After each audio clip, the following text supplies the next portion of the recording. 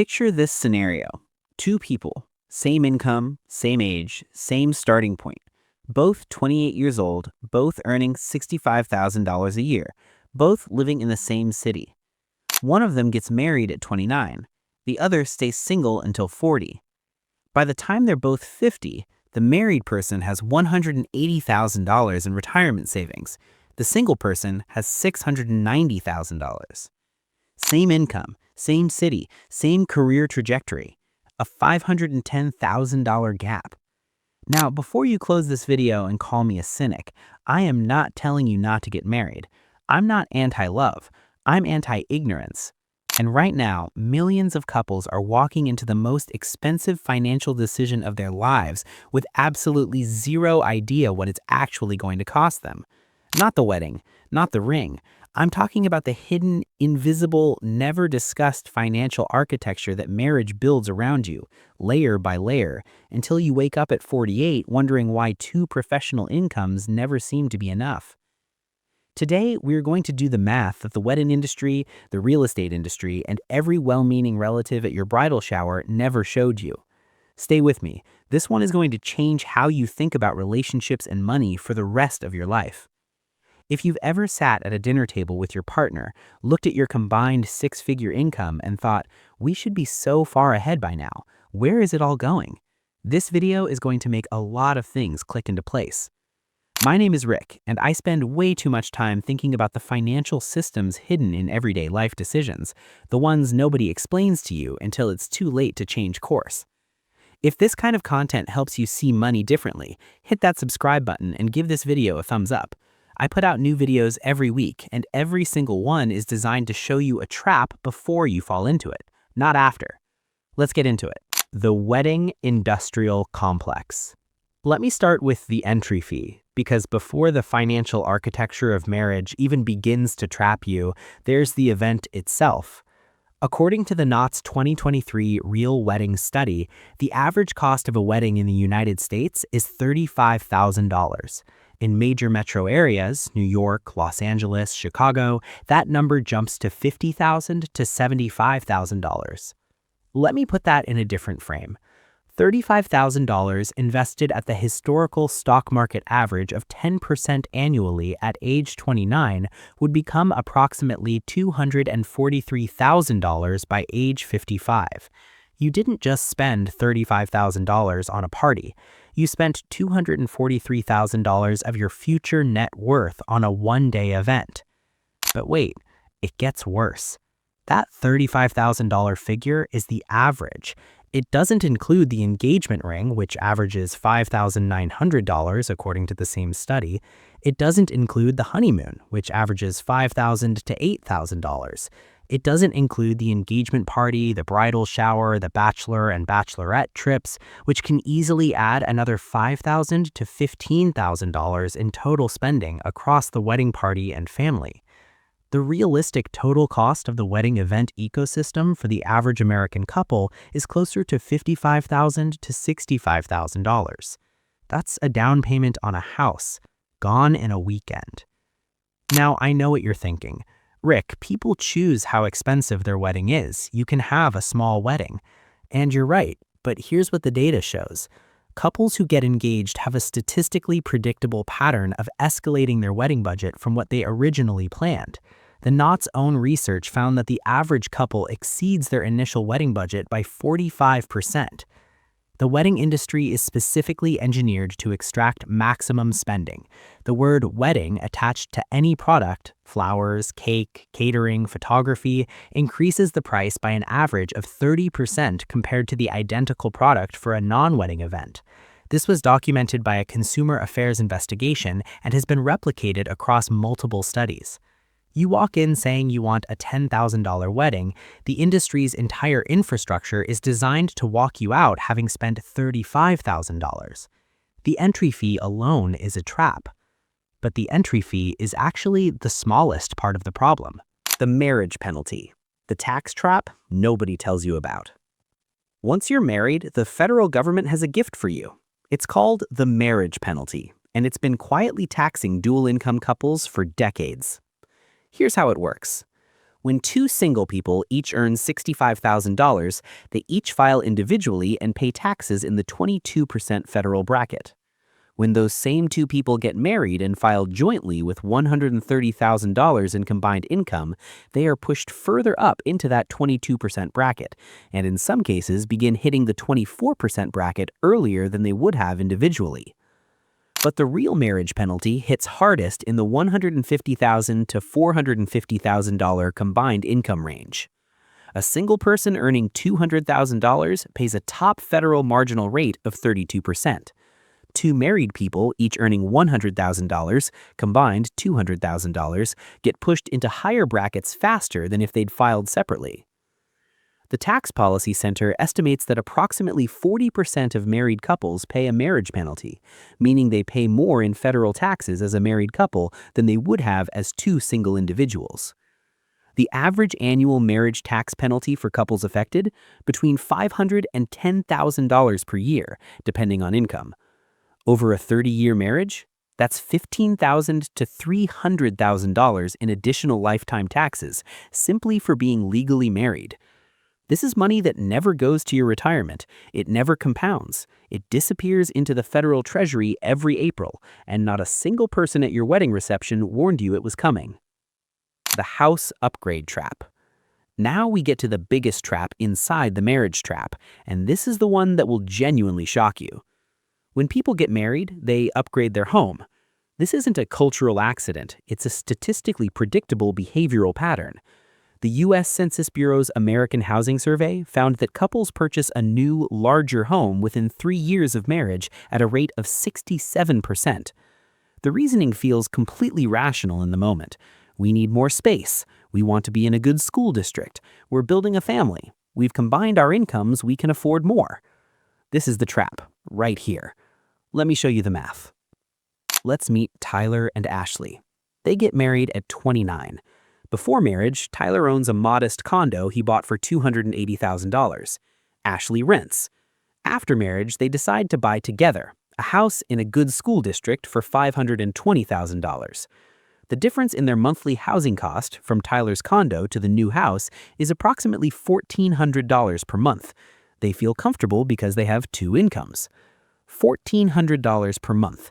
Over the 26 years from age 29 to age 55, that's $436,800 in additional housing costs. But that's not the real number. If that $1,400 per month had been invested instead at 10% annually for 26 years, it would be worth $1.87 million. The decision to buy the bigger house because they got married cost Tyler and Ashley $1.87 million in retirement wealth. Not the house itself, the upgrade, the difference between the house they needed and the house that felt appropriate for a newly married couple. And notice what happened psychologically. They didn't feel like they were making a risky financial decision. They felt responsible. They were building a home. They were investing in their future. They were doing what married couples are supposed to do. That feeling of responsibility is exactly what makes this trap so effective. But wait, it gets worse. The lifestyle inflation multiplier. The house upgrade doesn't happen in isolation. It triggers a cascade. You've heard of the Diderot effect. Buy one nice thing and everything else around it suddenly looks inadequate by comparison. Marriage has a sociological version of this effect, and it operates across every spending category simultaneously. When you upgrade the house, you need furniture to fill it. The spare bedroom that didn't exist in the condo needs to be furnished. The bigger kitchen needs more appliances. The larger yard needs a lawnmower, a patio set, a grill. Studies from the Bureau of Labor Statistics Consumer Expenditure Survey consistently show that household spending increases by an average of 28% in the 2 years following marriage, even when income stays constant. Let me say that again. Spending goes up 28% even when income doesn't. That's the lifestyle multiplier in action. But the multiplier doesn't stop at furnishings. It extends to social spending. Married couples face a specific social pressure that single people largely avoid, keeping pace with other married couples. The couples you socialize with are also married. They're also upgrading. The dinner parties get more expensive. The vacations get longer. The kids' birthday parties become productions. The sociologist Juliet Shore documented this phenomenon extensively in her research. She called it competitive consumption, and she found that married couples, particularly those with children, show significantly higher rates of lifestyle spending escalation than single people at the same income level. It's not about being irresponsible. It's about being inside a social ecosystem where every signal tells you that more is appropriate, and the ecosystem is marriages in aggregate. The divorce math, the number nobody wants to calculate. Now I have to address the number that turns this from a concerning story into a devastating one. According to the CDC's National Center for Health Statistics, approximately 40 to 45% of first marriages in the United States end in divorce. The average cost of a divorce in America is $15,000 to $20,000 in legal fees alone. A contested divorce with asset division, custody arrangements, or business interests can easily reach $50,000 to $100,000 or more. But the legal fees are just the entry cost of divorce. The real financial destruction comes from asset division. Here's what most people don't model before they get married. A couple who married at 29 bought the $520,000 house and accumulated $400,000 in combined assets by age 42, who then divorces, doesn't simply split those assets 50-50 and move on. They sell the house, often at a loss after transaction costs and in market conditions they don't control. They pay 2 sets of legal fees. They establish 2 separate households, 2 utility bills, 2 sets of furniture. Child support and alimony, where applicable, can redirect 20 to 30% of income for years. The American Academy of Matrimonial Lawyers found that the average person's net worth decreases by 77% following a divorce. 77%. Not the assets they split with their former spouse. Their total net worth, measured against what they would have accumulated had they not divorced, drops by nearly 80%.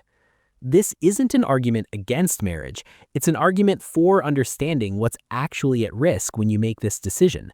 The 40 to 45% divorce probability isn't something that happens to other people. Statistically, it's a coin flip, and the financial consequences of that coin landing wrong are catastrophic in a way that most couples never model before they walk down the aisle. Let me show you what this looks like in real life.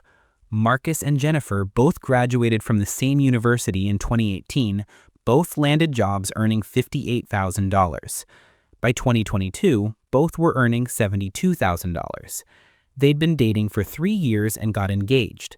They sat down to plan the wedding. Their original budget was $20,000.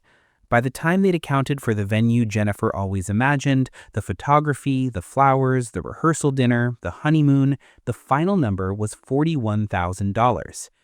They financed $18,000 of it on a low-interest personal loan. They moved from their separate apartments into a house in a good school district for $485,000. Their combined mortgage payment plus property taxes was $2,800 a month. Each of them had been paying $1,100 in rent. Their combined housing cost more than doubled. To manage the increased expenses, they reduced their retirement contributions from 12% each to 6% each, temporarily, they told themselves. By 2026, 4 years into the marriage, Marcus and Jennifer have $89,000 in combined retirement savings. They have $310,000 in equity in their home. They feel like they're building wealth. Now let me show you what Marcus's college friend David did. David stayed single. He kept his apartment, $1,250 per month. He kept his retirement contribution at 12%. When he got a raise, he increased it to 15%. David spent the same 4 years investing the difference between what he was spending and what Marcus and Jennifer were spending.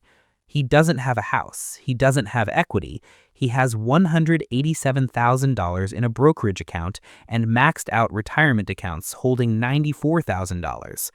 Total liquid and investable assets, $281,000, compared to Marcus and Jennifer's combined $89,000 in retirement savings. At their current trajectories, assuming Marcus and Jennifer don't experience a divorce, don't have a major medical event, don't need to fund college for children, they'll reach 55 with approximately $680,000 in combined retirement assets. David, maintaining the same income but single lifestyle investment discipline, will reach 55 with approximately $1.1 million. Same career, same income, a $420,000 gap, generated entirely by the financial architecture that marriage builds around you. Again, this is not an argument against marriage. David is lonely at Christmas, Marcus has a family. Those are real things with real value that money cannot measure. This is an argument for doing the math before you make the decision, because right now, almost nobody does. The hidden costs you've never seen itemized. Let me build out the full financial picture that almost nobody shows couples before they get married. The average American marriage, from the wedding to a 30-year endpoint, carries the following quantifiable financial costs that are directly attributable to the marriage structure, not to the person, not to life choices, but specifically to the institution. Wedding and event ecosystem, $55,000 to $65,000 average total. Lost compounding value over 30 years, approximately $960,000. Marriage tax penalty for dual income couples in affected brackets, $2,000 to $8,000 per year. Over 30 years, $60,000 to $240,000. Home upgrade premium, the cost of buying more house than you would have bought single. Average $150,000 to $200,000 in additional purchase price. Monthly carrying cost difference over 25 years at 10% compounding, $500,000 to $1.2 million in lost investment wealth. Lifestyle inflation multiplier, the 28% spending increase documented post-marriage, at an income of $140,000 combined, that's $39,000 in additional annual spending. Over 20 years, $780,000 in additional consumption. Divorce probability cost, weighted for the 40 to 45% probability, average financial devastation of $150,000 to $300,000 in direct costs plus lost wealth. Probability weighted, that adds $60,000 to $135,000 to the expected financial cost of entering a marriage. Added up conservatively, the total expected financial cost, not of marriage going wrong, but of marriage as an institution operating the way it statistically operates for the average American couple, is between $1.5 million and $2.7 million in net wealth reduction over a lifetime. That is the number nobody calculates before they say I do. Why nobody tells you this? You might be wondering, if this math is real, why doesn't anyone talk about it? Because every institution that touches marriage has a financial incentive to keep you excited and uninformed. The wedding industry generates $57 billion per year in the United States. Every dollar of that revenue requires a couple that believes the wedding is worth its price. The real estate industry profits from the home upgrade. The bank profits from the larger mortgage. The tax system benefits from the marriage penalty. Divorce lawyers profit from the dissolution. The financial planning industry, which theoretically should warn you, is largely deployed after marriage, helping couples manage the financial architecture they've already built around themselves, not before, when the decisions could still be changed. You go to a financial advisor at 35. They look at your retirement accounts, your mortgage, your lifestyle expenses. They say you need to save more. They don't say the structure you built at 29 made saving this much harder. That ship has sailed. Here's how to bail water.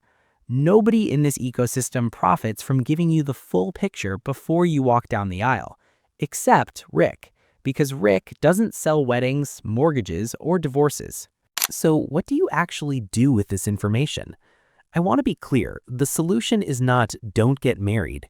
The solution is don't get married like a financial amateur. Here's what financially literate couples do differently. Step 1. Run the marriage financial model before you get engaged. Sit down together, before the ring, before the venue deposit, before any of it, and build a 10-year financial projection for both paths.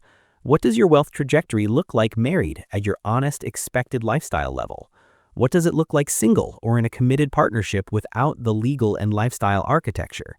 The gap that projection shows you is the informed cost of your choice. Make the choice with your eyes open. Step 2. Cap the wedding budget at 1% of your combined net worth. This is the rule used by financially disciplined couples who've actually modeled the long-term cost of the event. If your combined net worth is $50,000, your wedding budget is $500, meaning you have a courthouse ceremony and a dinner party. If your net worth is $500,000, your wedding budget is $5,000. This rule feels radical only if you've never calculated the compounding cost of the alternative. Step 3. Buy the house you need, not the house that feels appropriate for a married couple. This is the most important step. The $150,000 to $200,000 upgrade premium, the house that you buy because married people are supposed to have a certain kind of home, is the largest single wealth destroyer in the marriage trap. Resist the upgrade. Live in the house that one income could support. Invest the difference. Step 4. Maintain pre-marriage investment contribution rates individually. The number one financial mistake newlyweds make is reducing retirement contributions to fund the first years of marriage expenses. Those early career years have the most compounding power of any money you will ever invest. Protect them. Treat retirement contributions as non-negotiable fixed expenses before any lifestyle spending is discussed. Step 5. Build a genuine prenuptial or financial agreement. I know this feels unromantic, but a prenuptial agreement is not pessimism. It's the financially responsible acknowledgement of statistical reality. The 40 to 45% divorce rate is not abstract. It is the probability attached to your marriage before you know each other's full financial truth. A prenuptial agreement forces both partners to be completely financially transparent before the wedding, which is actually the most financially intimate thing two people can do. Couples who go through this process have documented lower divorce rates because they've already had the hard conversations before the legal structure locks them in. The marriage trap is not inevitable, but it requires intentionality to avoid. And most couples never bring intentionality to this decision because nobody in their lives has ever laid out the math. Now you have the math. This video is for educational purposes only and does not constitute financial advice. For decisions of this magnitude, consult with a certified financial planner and a licensed attorney who can evaluate your specific circumstances. I want to leave you with this. The couples who build real wealth aren't the ones who loved each other less. They're the ones who talked about money more. Before the ring, before the venue, before the mortgage. Love is not the trap. The unexamined financial architecture that love gets built inside of, that's the trap. If you're in a relationship right now, share this video with your partner, not as an argument, as a conversation starter. The conversation that most couples never have, but should have before they have any other wedding conversation. If this video helped you see something you hadn't seen before, hit that like button and subscribe. Every week, I'm here showing you the traps they never taught you in school. I'll see you in the next one.